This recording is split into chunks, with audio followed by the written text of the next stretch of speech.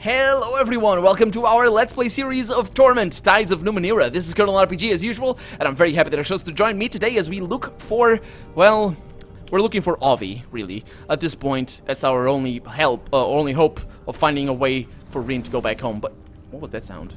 Oh, it's this thing, I think. But, Garkoto?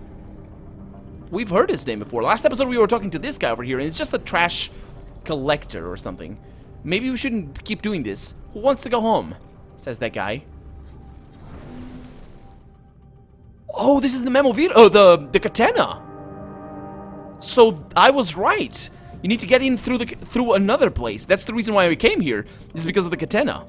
Good. This is really good. Okay, so it's also really good that I talked to that guy, Crimper over there, because now let's sift through this thing and get ourselves hurt. Most likely, we'll see how things go. The trash piles of Little Niliash illustrate perfectly the prevailing attitude that the mutants are garbage, only barely tolerated. The scent of unidentifiable refuse, leaking organics, that keeps doing that, and the sharp smell of melted synth combine in a particular odor that makes your stomach churn. But something catches your eye, a glint of metal, perhaps, something shiny, dramatically out of place in the ooze and decay. And we get a really nasty thing, a broken Lascar helmet. It's just to be sold. No, it's a quest item. The encrusted filth of the bloom covers this helmet's surfaces, inside and out, and it looks like it would fit a human head, but the technology that created the helm is far beyond the capabilities of anyone in the Ninth World. Light flickers from inside, and the helm intermittently broadcasts short bursts of speech in a female voice. Is that for the crows, whatever those are, murderns? Yeah. The disgusting garbage pile shifts a number of times as you shove its ordure aside, and the metal you glimpsed remains tantalizingly distant. At last, though, you can see a broad patch of metallic surface and snatch it before another avalanche of fetid waste collapses over it. It's a helmet similar to the one worn by the Lascars you have met. Actually, I don't remember who the Lascars are. But, sure. Oh, can I look through it again? It's probably not gonna let me. Let's try that. No. Okay. No matter how you poke and prod, that's all good. Let's go over here. The whole middle section of this building is gone, erased from existence by something that passed directly through. The most likely culprit is the vehicle that rests a short distance away. Indeed, and we have this thing over here. The structure was built in a style you've never seen before. The stone is peated and ancient. Okay. And what about this thing? Did we? Yeah, I think we did. You can see vague figures moving around inside the bubble-like house. It's not clear how they got in there. Or out. How they get in or out. Yeah. Maybe underground. Could be. So we got some mutants over there. We don't have any refuse that we missed. We do have this building over here. This ancient stone structure seems out of place. Yeah, we looked at it. But not about Ounor over here. Ounor is his name. I don't know what his story is. As you approach this bulk of stone and fur, it starts to move, becoming less of an inanimate object and more of a man. Before you stands a giant figure with a beard so thick it seems like sculpted granite, but when you see his gentle eyes, a tangible wave of peace washes over you. Oh, again, these guys. I am happy to see you, Adan. He speaks carefully, as though every word is a step upon icy ground. You have been gone too long. The Peacebringer, he thinks. It would be good to repay my debt to him. He is a good man. Well, I'm not the man you think I am. Aligarn grunts, but doesn't comment on your words beyond that. Gentle confusion crinkles the mutant's stony brow, making a sound like boulders shifting against one another. It is me, Adan, he says slowly. Wonder. Perhaps it has been too long? Perhaps you do not remember me? His shoulders sag as he says this. It was a joke, Wonder. How could I forget you? Oh, he says, bowing his head. I never understand those. Then his face breaks into a grin. I'm glad you remembered me, though. Aligarn sighs, then pats your shoulder. Oh, yeah, I know what he means. Why have you returned, Adan? Can I help you in any way? How are you, Wonder? Better than before, he says shyly. Better than before we met. Then there was sadness in me. Rage and sadness, fed by many thoughts. But you found the stranger inside me and took it out. He spreads his rocky palms. Since that day, I have felt peace. Sadness at what? Rage at what? It no longer matters. The stranger. How did you find peace again? You took the stranger away from me. You took the sadness and the rage away. Who was this stranger you mentioned? I do not know, he says, shaking his head back and forth from four deliberate times. But it entered my head in the accident. It was heavy, like a golden stone. It made my thoughts faster, but sharper. But isn't that the point? They made me sad. They made me angry. The warmth of his smile ripples across his face. But you told me you could help. You took out the device. Took away the dangerous thoughts, leaving me calm. Simple joy fills his eyes. You say you had more use for thoughts than I did. What were? Actually, what accident? That might shine or shed some light into what exactly, yeah, that was. I don't remember, he says. The stranger held the memories and the pain. The stranger is gone. You took it. I wonder if, so what were the thoughts? They are hard for me to remember now, he says carefully, but it was my voice. You should not have left them, it said. They are gone because of you, it said. You must learn from this, it said. He shifts uneasily. But when I tried to learn from the thoughts, they increased. They shouted. They would not leave me alone. I do not know what they mean. I do not need to know, he thinks. Yeah.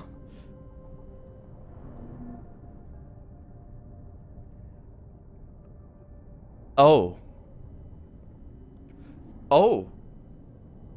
This is great. We don't need Calestige. Oh, this is great. Okay, so I'll say farewell because I want to save, but I hope that he can open the maw over there. Let me save. Let me go there. I think you can help me open the Ayrton's maw. Of course, he says. Wonder turns ponderously to stare at the man who stands some distance away for several long moments. He nods so forcefully that his body sways. Anything for you, Adan. Anything. I will join you when you speak to him next. Okay. This might not be very good, but I don't think he's gonna be eaten or anything. That's why I saved. I really hope because I didn't really understand how that was. Let's try and use this thing. What is that thing? You hold a small metal cube in the palm of your hand. It spreads warmth throughout your body. Oh, by the way, we got this last episode, if you've forgotten. You can barely make out a soothing voice whispering softly. Let's listen closely to the voice. Putting your ear closely to the cube, the words are starting to become clear. It's fragmentary. Mighty warlords, yet so small. So you shall understand me, your help. Not free, wisdom to bestow, like so. It rapidly rattles off a series of instructions and then starts repeating them. You're not entirely sure you could follow them or what would happen if you do. Okay, let's go with this. Try to figure out the cube's intentions. It's an easy check. Let's go with that. Excuse me. It's probably an instruction set or something. You can figure out most of the instructions, and once the intelligence points them out, the connectors and activation methods seem obvious. But a few steps are explained in an obscure manner. Go back to go forward, resolve the crux, go back to go forward, resolve the crux, go forward to go back, only now, final. Oh, this is a puzzle. Oh, awesome. Excuse me. Okay, so let's figure it out on camera, I guess. So go back to go forward, resolve the crux, go forward to go back, only now, final. So, what are my options? Put your ear to the machine again. Depress the main controller node. That seems to be the crux. Detach the power source. That seems to be the back. Switch the colored wiring. Rotate the core. Inspect the device closely, seeing how different the parts fit. Okay, let's inspect the device closely, seeing how the different parts fit the odd instructions. Each step matches a specific part of the device. It seems you have to detach the power source to rotate the core of the device, after which you can safely reattach the power source and switch the device on. Well, sounds like an easy thing. The cube hisses and releases some kind of energy outwards through your arms, as it courses through your body, exploring your form somehow. It takes you a moment to realize that it has passed. It left new, unfamiliar memories etched into your mind. These memories appear to have belonged to an ancient automaton craftsman, and they increase your understanding of all things mechanical. And I have increased my intellect pool by 1, and I also gained 1 lore machinery, which I had already. Oh, wait a minute, that's specialized plus? Oh, I didn't know that. The cube itself becomes cold and deadly silent, then begins to fall apart in your hands. You scavenge some valuable bits from the object. It was actually worth a whole lot more than that. It was 600 and something. But I lost the ancient spirit cube. That is good. That said, yeah. I don't know what that is. But apparently you have Specialized Plus. I'm pretty sure you can't level them up after Specialized, so these can be just normal buffs that you get for whatever things. We also got this that we can't actually use. Oh, this is expensive. This is really expensive. And we got this. I can use that. You examine the helm more closely. It gleams underneath the crusted filth, worked with a skill unmatched in this age. Its crest seems to contain a number of dark black cells that catch and hold the light. Fine traceries in the cells look as if they might gather or disperse energies. It looks as if you could fit in your head. You could fit? Or is that a typo? I think it might be a typo. I kind of want to save the game though, but let's look inside the helmet first. The dark and padded interior has some faintly glowing nodules and soft synth fibers, but no visible eye slits or breathing apparatus. More importantly, the helm has been collecting rotting garbage and debris from what looks like decades, and as you scoop out the sodden mass, you discover fragmented bone, possibly that of the previous owner. You clean the helm as best you can. Closer examination of the interior suggests that it connects with its wearer through eye movement tracking. Once it synchronizes with the eye movement, the helm's internal circuitry develops a direct neural connection with its user. You suspect that it might also store past users' experiences and observations. That makes sense. It's a VR helmet. Sure. Let's try the helmet on, I guess. The helm was clearly custom designed for a specific person's head, but you can fit it around your skull with some fierce tugging. The odor of decomposition fills your nostrils, as well as the accumulated filth of the Bloom's trash. It is pitched black in the helm. No eye slits or breathing apparatus are immediately apparent to you. But after a few seconds, a small light begins to blink in the corner of your visual field. As your eye automatically flickers to it, the helmet's air clears. Oh, that's good, that's good. Degassing the foul stench, and you can feel the air circulating from hidden pumps inside the headpiece. Several unfamiliar symbols light up on the right side of your visual field. Most are dim, but one symbol shines brightly. If you had to guess, the dim symbols mark functions that are unavailable at this time. Let's look at the bright symbol, I guess. A grid of smaller images appears. The Bloom, pictures of the starry night sky, and images of various people. Let's look at the various people first. The pulsing moist walls of the Bloom form the backdrop. I did look at the various people. The pulsing moist walls of the Bloom form the backdrop of all these images. So your guess is that the helm's original owner met each of these people during their visit here. You see Dracogen's tall form looming over a smaller man. Dracogen's smile is sharp and fierce, and the threat implicit in the way he holds himself tells you that he is about to exact some punishment on his quaking client. The next images show from a distance the distinctive outline of waits for prey, its spikes and blades held in a threatening pose. Some unfortunate challenger is facing the construct. The construct? Waits for prey? Oh, that's the other guy. Yeah, that's right. Not the walks without fear.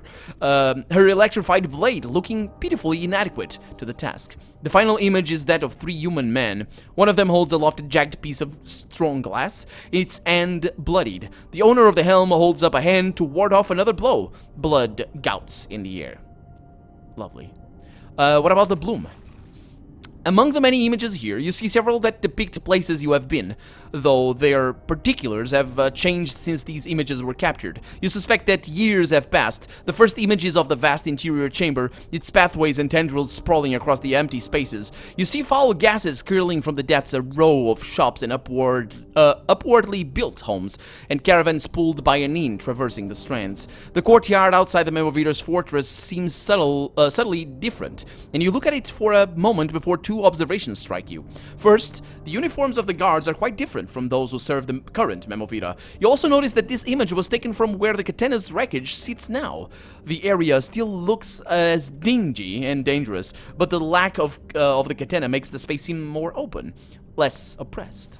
The next image is of the bloom, seen from a path descending from Sagas Cliffs, though you already had some sense of its immensity. Its massive bulk momentarily takes your breath away. Wedged into the cleft between two massive escarpments, the bloom is both wide and long. It's with taut and massive tendrils anchored to the rock face. It looks as if the creature is dragging itself towards the inland sea, very, very slowly.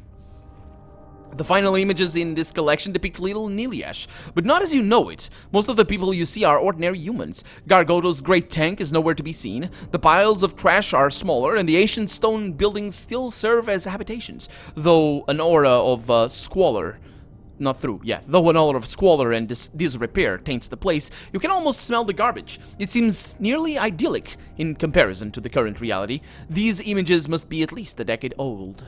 What about the night sky? When you look at the first image, it expands outward again, showing a vast grid of other sights. Clearly, the owner of the helm took great care in recording the images of the ninth world sky. Either she loved the stars desperately, or she was collecting these shots to cross-reference with some other collection. Do we know that it's a she? Shouldn't it be they? Because of the... I'll remember that.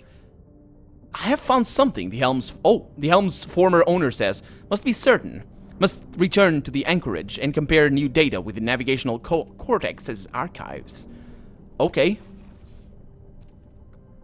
As you lift the helm, you see the symbol wink out, leaving the helmet's interior in darkness. So we need to go to the anchorage, but we haven't been there. Or we don't know where it is, I don't think. Okay, let's get ready. Let's get ready, guys. Excuse me. So I'll remove all that she has. Hopefully I have space for the ciphers. I do indeed. Okay, put all of that over there. And that's my ciphers. Okay, and now we can talk to Aon Talzon over here. And I think this is about it. Aon Talzon doesn't welcome you. Okay, as per usual. My friend Wondor here will help me feed you. Wondor shuffles over, flushed with delight at the prospect of being helpful to you. Aon Talzon asks questions of the big man, but you can't catch them. You can barely think. Pleasant warmth overwhelms your mind, shutting out everything else. This guy's dangerous, by the way. Ooh. Okay.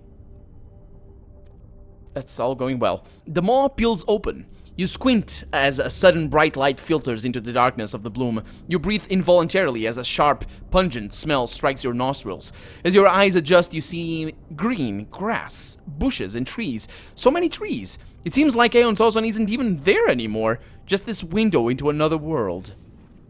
Rin stares, tears falling freely down her face. She looks at you and her face falls. I don't know what to do. And she looks at the maw, then back at you again. Now that I'm here. Oh, this is my decision, I guess. Are you sure this is what you want, Rin? Yes, she says without thinking. Then she shakes her head. No, I mean, this is what I've wanted. It is, but you... And she turns wide eyes to face you. You mean a lot to me. Now, should I? Yeah, go, Rin. It's your home. Your family. Thank you. Thank you. Thank you. Thank you. And she lunges forward, throwing her arms around you. She squeezes you tightly, crying into your chest for several moments. Finally, she pulls away and puts something into your hand. I made a god for you. A god of friends and finding. I don't know how strong he is, but maybe he'll help us see each other again someday. Making a note. Come on, all. I want to show you, well, everything. And she steps forward, oblivious or unheeding to the fact that she's walking into a person. She doesn't care. She's finally home. The maw closes up behind her. Aon Talzon closes his clothing again to conceal it. He sniffs and wipes his cheek. He says nothing, but stops you with a gesture and shakes his head. Finally, he regains his composure and says, that was... And he shakes his head again, seemingly unable to say more. Makes me miss my niece, he thinks. Wonder how old she'd be by now. And we got the God of Finding. Rin gave you this very small knife. It's a quest item, though. Just before she returned to her world, she called it a God of Friends and Finding. She admitted it might not be very strong, but she hoped it would help you and her find each other again someday. The blade is dull, and it is too small to be used as a weapon. That's a typo right there. There's a lot of typos in the later part of the game. Well, I say a lot, but there's a few. The beginning of the game didn't have any, but you know, well, I guess it's normal because it's the end. It's less tested and all that sort of stuff. Anyway, that's that. Rin is gone. Rin is gone. Oh well. I guess I can't really say no to T-Beard, can I? Because I can't have Calestige. So, wait a minute, who's this tree symbol? The button depresses only slightly. You hear a brief shriek that sounds like Rin. Then the button stubbornly rises again. Examining it more closely, you notice two small concentric circles lying at the foot of the tree. It looks suspiciously like Rin's god, Al. Suddenly a flash of light forces you to shield your eyes. When you look again, the circles on the tree sigil are gone. I hope she's alright. But I don't think I can get her back. Okay, T-Beer, join me. Sure, lad. Can't say I mind that. No, you don't. It's fine. It's all good. Okay, so now we have 4 guys again. Unfortunately, T-Beer is really not leveled up. It should be okay. He's actually not too bad. But it should be fine. I think I will have some weapons for him, or something for him. I'm gonna give him that. Oh, no, don't do that. Don't do that. No, that's bad. That's bad. That's for you, and that's for you. Yes, limits. Oh, actually, you can carry this. Whew. Yeah, he only has 1 cipher for a place. Okay. So T-Beer, you don't like me too much, but you'll get a weapon. What is your character like? Because I've forgotten. He's got quick fingers. Oh yeah, it wasn't too bad. He's got quick fingers, which I have as well. The only thing that Rin actually had that I didn't was, wait a minute. Do I have healing? I don't have healing, do I? Well, I do, no, yeah. The only thing that she had was running, and I don't think anybody else has running. Oh, he does. Arites does. Okay, it's not too bad. It's just, she was good. She was good. But she's in a happier place now. Okay, so he really doesn't like heavy weapons. He doesn't really like cipher use. That's okay. And smashing. Okay, so he's gonna have to have, he doesn't actually, he's gonna have light weapons, isn't he? Well, I got them. Let's see, what do we have over here? We got a heavy melee weapon. We have a medium melee weapon over here for speed. How's your, he's got 2, it's not bad. He's got a big pool over here, 6. Yeah, he's gonna get that. Okay, so over here, what is it? It's a healing sword. Get that. The great sword cannot be used. This is gonna go over there, and so is that. So he's got that, and this is gonna go back through here. And I could give him, there's an oddity over here that cannot be used. I mean, I could use a ranged weapon for him. I think that's how I had it first for him, maybe? I don't remember. It's been a long time. So I can't use these things or anything. Okay, so T-Bear is back, and one door over there. I'm gonna ask if he's feeling all right. Quiet, I heard something. Those guys really want to talk to me. I want to go into the katana. Cold fairly radiates off the stone-skinned mutant, matching his icy expression. What do you want, Adan? Yeah, he ate his love for me. It's a good thing I didn't use Calestige. Are you angry at me? No, Wonder says, scowling down at you. But I want you to go away. Looking at you makes me unhappy. Looking at you makes me question why you helped me. It makes me wonder if I'm better as I am now. He scrapes his teeth together, shedding sparks. I do not think I am. What did he take from me? Why? I do not think it was just to help me. No, it wasn't. But it wasn't me either. But, yeah. There we go. So, young mutants, what exactly is going on here? Can I help? There was a lot of neat Numenera near the Katana when it crashed here, but all the stuff that was easy to find is gone now. I wonder if there's... Oh, there's something hard to find. Let's find it. I said let's find... I can't click it. There it is. Oh. It wasn't really anything. This appears to be the back end of the crashed vehicle you saw in the Memovita's courtyard. It seems to be indeed, doesn't it? Let's go inside. Yep. I like that propulsion system over here, or whatever that is. Oh, I like this. Oh, we have holograms? Must I, Anne? Will it be so difficult from the last? I suppose it depends on whether you value the journey or the destination. Oh, they're talking to each other. Wake me up when we arrive someplace interesting. Okay. Oh, they're gone. Okay, I missed the first line, by the way. Look, Anstall. Do you see the plumes of light? They are the remnants of Star's Passage. Star's Passage? What do you mean? Well, they are not the stars themselves, nor the dead pieces. They are fluctuations in time and gravity. Will they bring in money or other tribute, extending my holdings? If not, they're worthless to me. You miss so much, then. I will teach you someday. And off they go. So they're looking through the windows?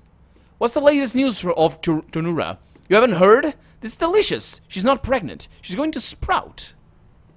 What? Sprout? Well, apparently her illicit lover wasn't human. He pollinated her. Whatever she's growing isn't a baby. Has her husband found out yet? He will soon enough, I'm sure. No hiding this one. I'm sure she will also die if she sprouts. Unless she's like a special sort of thing. Would you care for some refreshments, Bundari? Well, my thanks, Seradig. Where is Mathanwi? Right behind you, my dear. Oh, yeah, she just came in. Oh, you startled me. Small pleasure. The trip has been surprisingly dull.